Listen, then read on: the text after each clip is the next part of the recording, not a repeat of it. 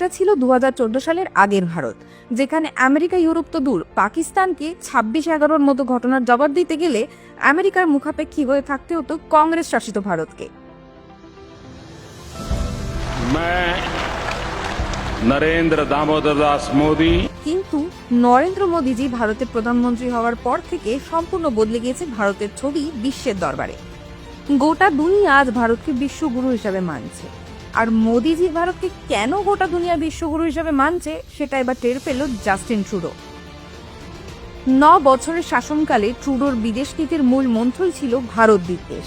কানাডায় একটি বিশেষ সম্প্রদায়ের ভোট ব্যাংক হাতে রাখতে বিচ্ছিন্নতাবাদীদের মুক্ত হস্তে সাহায্য ও রসদ জুগিয়েছেন ট্রুডো। তার আমলেই কানাডার মাটিতে ফুলে ফেপে ওঠে নিষিদ্ধ সন্ত্রাসবাদী সংগঠনগুলি। এমনই এক সন্ত্রাসবাদী হরদীপ সিং নির্জার খুন হওয়ার ঘটনায় ভারতকে দায়ী করে ট্রুডো প্রশাসন।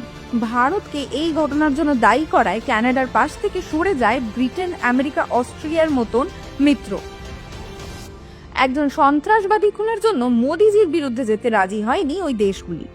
এরপর কানাডাতেই জনসমর্থন হারায় ট্রুডো এবং প্রধানমন্ত্রী পদ থেকে ইস্তফা দিতে বাধ্য হয়। এই ঘটনায় বিশ্বগুরু মোদিজির প্রভাব গোটা দুনিয়ায় কতটা টের পেয়েছে ট্রুডো। একদিকে যেমন দুষ্টের দমন করেছেন, তেমনি উল্টো দিকে শিষ্টের পালন করেছেন মোদিজি। শ্রীলঙ্কার আর্থিক মন্দার সময় অর্থনৈতিক সহায়তা করে সেই দেশ পুনর্গঠনে গুরুত্বপূর্ণ ভূমিকা নিয়েছেন মোদিজি। ভারত এ পর্যন্ত শ্রীলঙ্কাকে $5 বিলিয়ন ঋণ ও অনুদান দিয়েছে। শ্রীলঙ্কার 25টি জেলার উন্নয়নে ভারতের সহযোগিতা রয়েছে।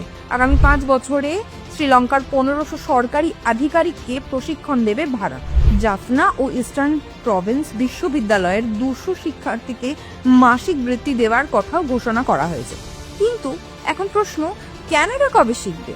কানাডা ও শ্রীলঙ্কার মতো দুটি ভিন্ন দেশের প্রতি মোদিজির দুই ভিন্ন দৃষ্টিভঙ্গি প্রমাণ করে দেয় দুষ্টের দমন ও শিষ্টের পালনই মোদী সরকারের একমাত্র লক্ষ্য।